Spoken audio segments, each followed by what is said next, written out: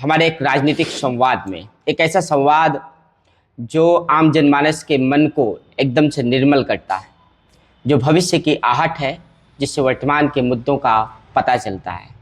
आज मेरे साथ जय बजरंग सेना की राष्ट्रीय प्रभारी अर्चना उपाध्याय हैं। बहुत बहुत स्वागत है आपका चित्रकूट की इस पावन धरा पर। जय श्री राम, धन्यवाद। लगातार आपकी बहुत सारी होर्डिंग्स देखी गई, उससे एक चर्चा उत्पन्न हुई, जन्म ली। तो मुझे लगा कि क्यों ना आपसे सबसे पहले एक ऐसा ही सवाल किया जाए कि होर्डिंग्स लगाने के पीछे का उद्देश्य आपका व्यक्तिगत क्या होता है। फिर मैं जनता की बात आपको बताऊंगा, किस उद्देश्य से होर्डिंग लगवाई जा रही थी। देखिए, होल्डिंग लगाने का ऐसा कोई उद्देश्य, कोई ऐसा बहुत बड़ा उद्देश्य तो नहीं है। होल्डिंग लगाना आज की तारीख में और कोई बड़ी बात भी नहीं है। मैंने देखा है जगह जगह सबकी लगी रहती है, लेकिन हाँ, मेरी लगती है, मैं एक समाज सेविका हूँ और धर्म के ऊपर भी काम करती हूँ, सामाजिक कार्य भी करती हूँ और जन जन तक पहुँचने का एक सबसे जो आसान तरीका है वो होल्डिंग भी है। अच्छा, हाँ, उसका कारण मतलब ये क्या पहुंचने का? आप पहुंचना चाहती हैं या अपना फेस पहुंचाना चाहती हैं, अपना नाम पहुंचाना चाहती हैं? नहीं, मैं नहीं पहुँचना चाहती हूँ। मेरे द्वारा जनता को, जो दुखी हैं, जिनके जीवन में कुछ चीज़ की कमी है, जिन्हें मदद की ज़रूरत है, अगर वो मेरे पास आते हैं और मैं उनकी हेल्प करती हूँ तो मुझे बड़ी खुशी मिलती है और ऐसा हुआ भी है। अच्छा, होल्डिंग के माध्यम बिल्कुल हुआ है। होल्डिंग के माध्यम से मेरे कांटेक्ट नंबर से मुझे बहुत लोगों ने कांटेक्ट किया है और अपनी समस्याएं बताई हैं इसी चित्रकूट में, और मैंने उनकी समस्याओं का समाधान भी किया है।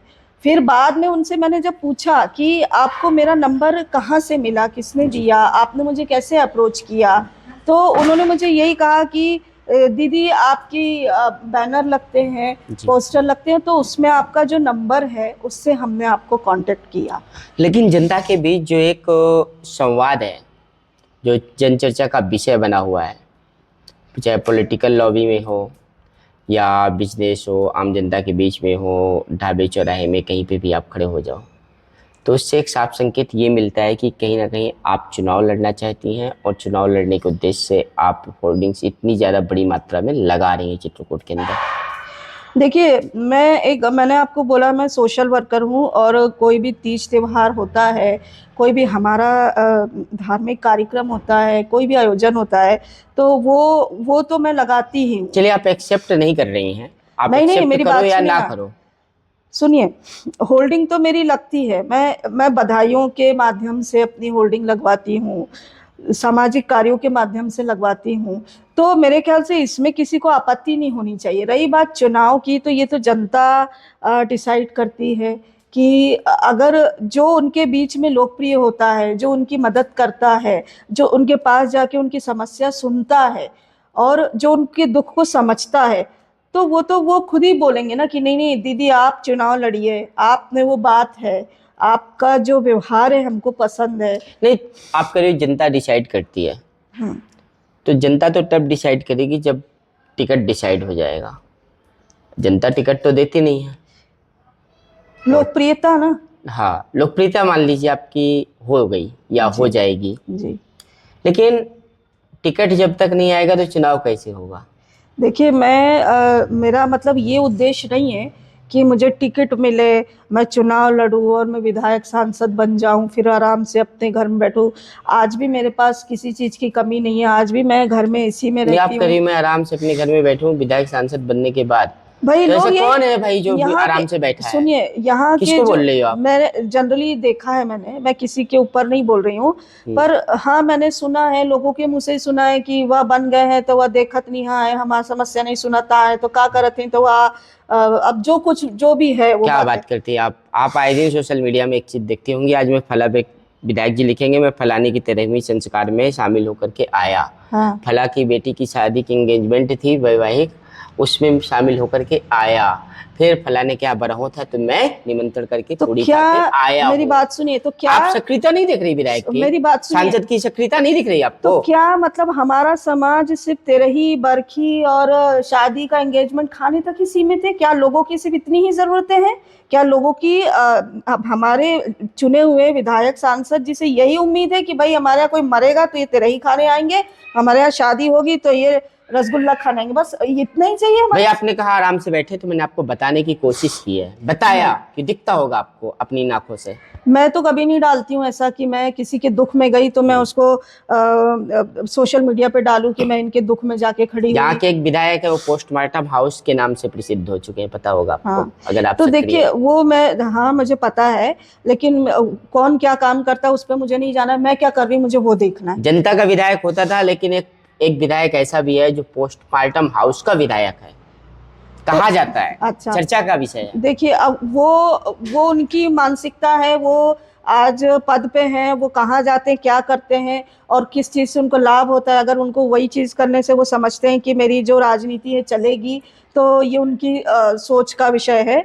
मैं अपने बारे में बताना चाहूँगी कि मैं अपने बारे में आज की तारीख में अगर कोई सोचे कि मतलब ये टिकट लेने के लिए, विधायक बनने के लिए इसलिए यहाँ पर पोस्टर लगा रही है, कर रही है ये सब, तो मेरा उद्देश्य वो नहीं है। मैं ऑलरेडी अपने घर से संपन्न हूँ, सुखी हूँ।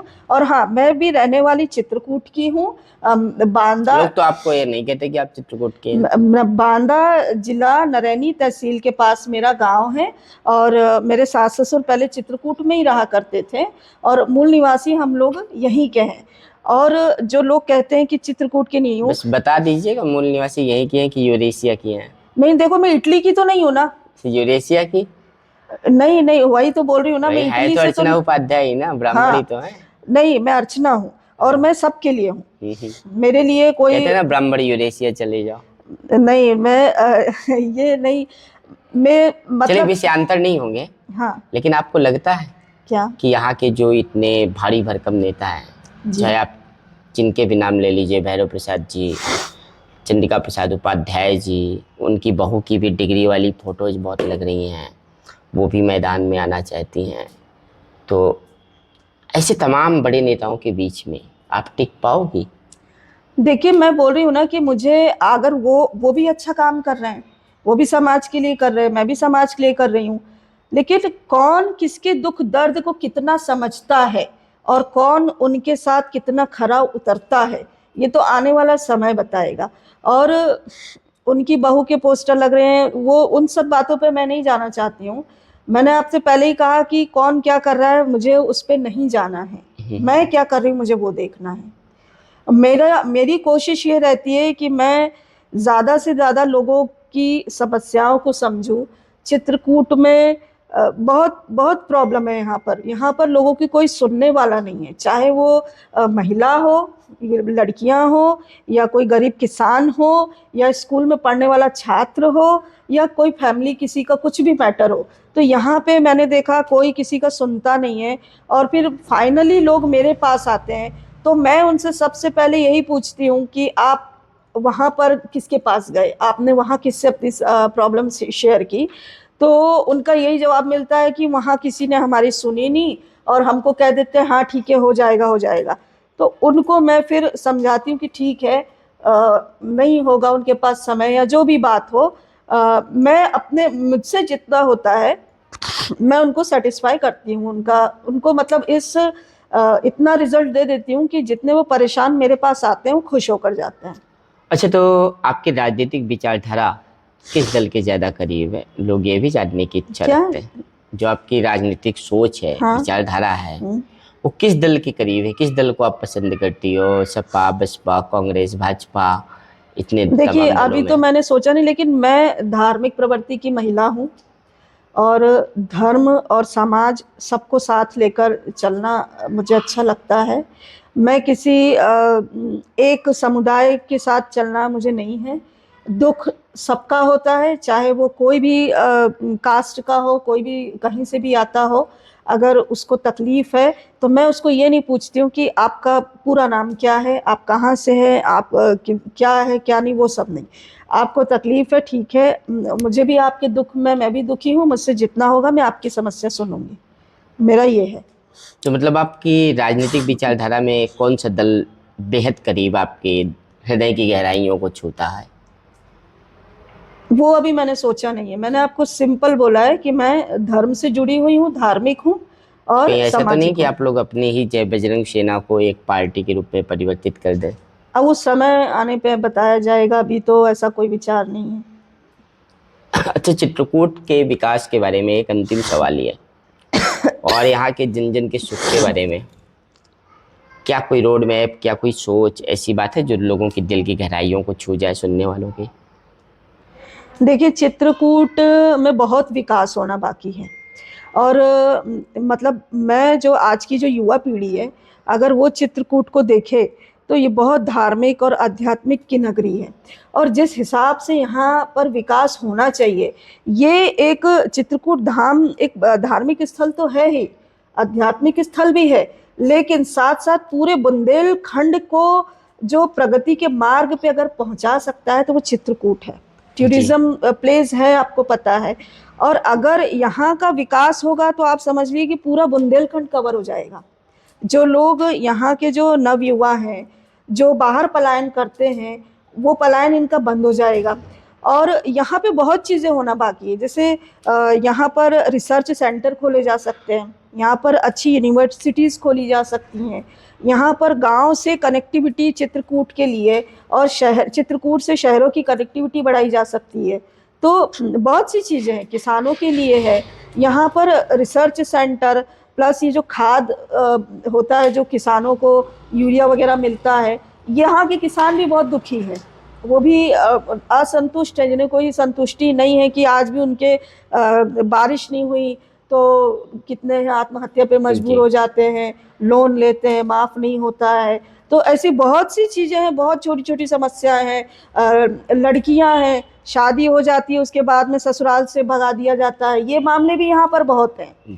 तो महिला उत्पीड़न के मामले भी हैं, किसानों को लेकर भी मुद्दे हैं, प्लस यहाँ के जो ट्रांसपोर्ट फैसिलिटी है, कनेक्टिविटी है, वो भी एक मैटर है।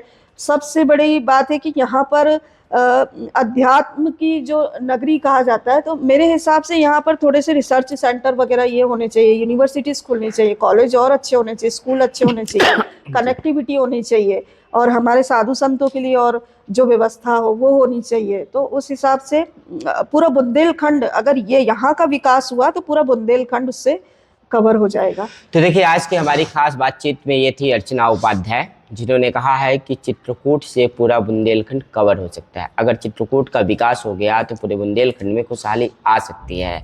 और मैं भी इस बात को तो मानता हूं कि अगर चित्रकूट के आध्यात्मिक और धार्मिक विकास को प्रमुखता दी जाए तो पूरा भारत देश भी एक सुखी जीवन व्यतीत कर सकता है। बशर्ते शर्त यही है कि हम वास्तव में भावनाओं से ज़िंदगी को जिएँ। तो लगातार बने रहिएगा मेरे साथ। जय हिंद, जय भारत।